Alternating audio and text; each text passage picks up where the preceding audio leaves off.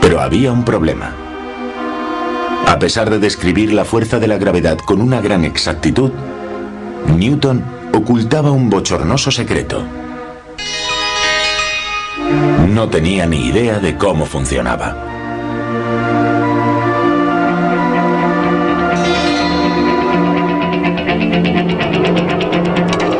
Durante casi 250 años, los científicos miraban hacia otro lado a la hora de enfrentarse a este misterio. A principios de siglo, un anónimo empleado de una oficina de patentes suiza lo cambió todo. Mientras revisaba las solicitudes para patentes, Albert Einstein reflexionaba sobre el comportamiento de la luz. Pero no sabía que sus cavilaciones le llevarían a resolver el misterio de Newton acerca de lo que es la gravedad. A los 26 años, Einstein descubrió algo sorprendente: que la velocidad de la luz es una especie de límite cósmico que nada en el universo puede superar. Pero nada más publicar este concepto, Einstein se daba cuenta de que se estaba enfrentando al padre de la gravedad. El problema era que la idea de que nada puede ir más rápido que la luz contradecía la teoría de la gravedad de Newton. Para comprender este conflicto, debemos realizar algunos experimentos. Para empezar, concibamos una catástrofe cósmica. Imagínense que de repente y sin previo aviso, el Sol se vaporizara y desapareciera por completo. Reconstruyamos esta catástrofe y veamos el efecto que produciría en los planetas según Newton. La teoría predice que si se destruyera el Sol, los planetas saldrían inmediatamente de sus órbitas y se perderían en el espacio.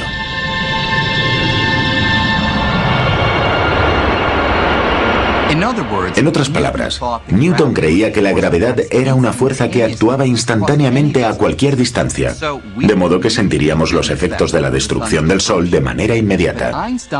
Pero Einstein encontró un gran problema en la teoría de Newton, un fallo que se descubría al investigar sobre la luz. Einstein sabía que la luz no viaja instantáneamente.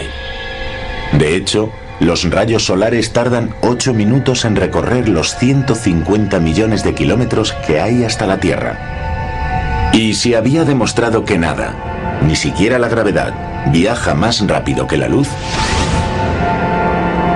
¿cómo podría salirse de órbita la Tierra antes de que la oscuridad causada por la desaparición del Sol llegara a nuestros ojos?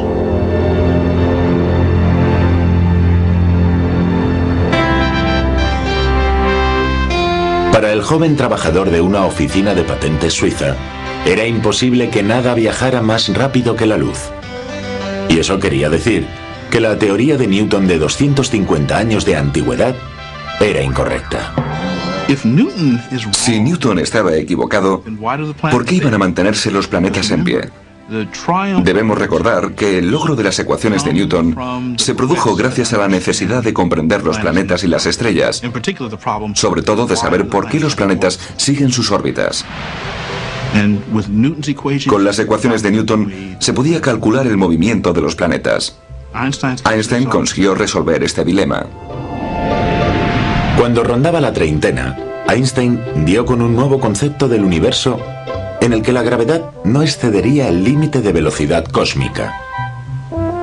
Mientras conservaba su empleo en la oficina de patentes, se embarcó en una travesía en solitario para resolver este misterio. Tras casi 10 años devanándose los sesos, encontró la respuesta en una nueva forma de unificación.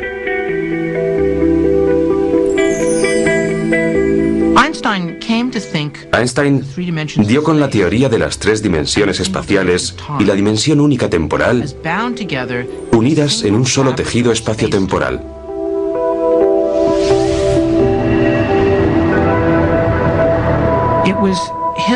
Tenía la esperanza de comprender la geometría del tejido tridimensional para poder describir el movimiento de los objetos sobre superficies en este tejido espaciotemporal. Igual que la superficie de una cama elástica, se comba o se estira debido a objetos pesados como los planetas y las estrellas.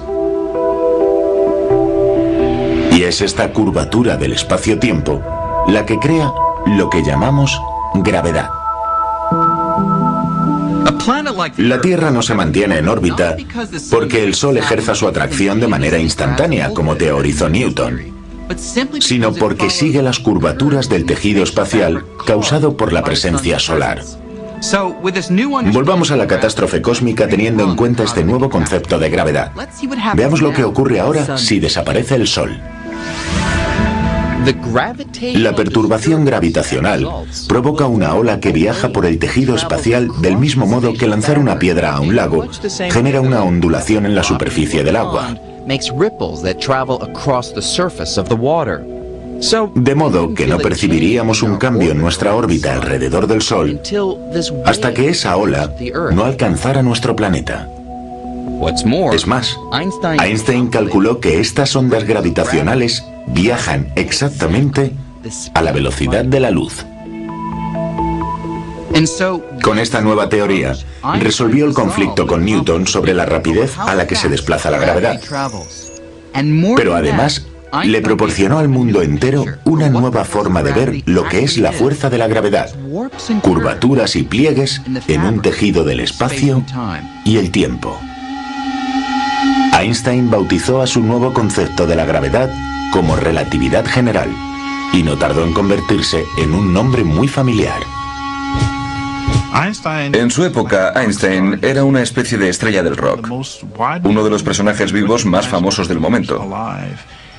Me parece que él y Charlie Chaplin eran los preferidos de los medios de comunicación.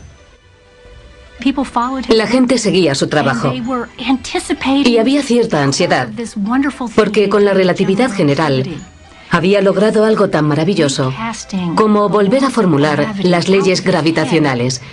Y como se creía que podría hacer algo parecido de nuevo, todo el mundo estaba pendiente. A pesar de sus logros, Einstein no estaba satisfecho. Pasó inmediatamente a centrarse en una meta mucho más importante: unificar su nuevo concepto de la gravedad con la única otra fuerza conocida en aquella época, el electromagnetismo. Se trataba de una fuerza que a su vez había sido unificada tan solo unas décadas atrás.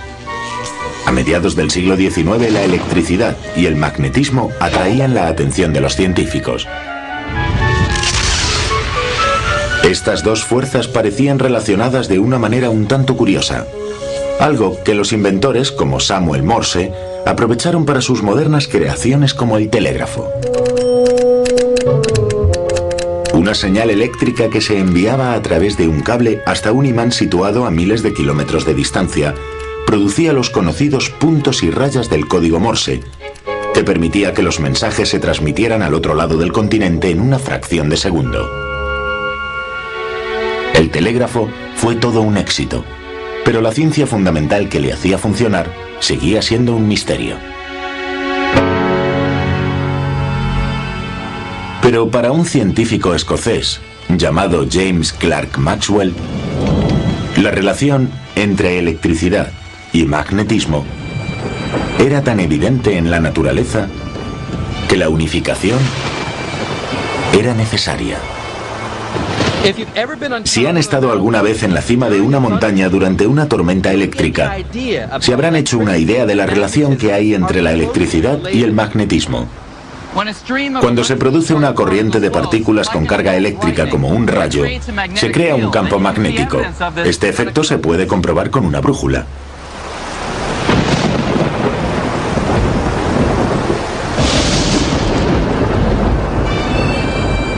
El escocés estaba obsesionado con esta relación y quiso explicar la conexión entre ambas energías con el lenguaje de las matemáticas.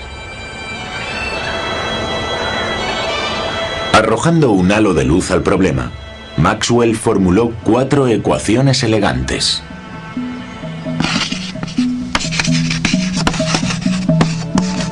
que unificaban la electricidad y el magnetismo en una única fuerza llamada electromagnetismo.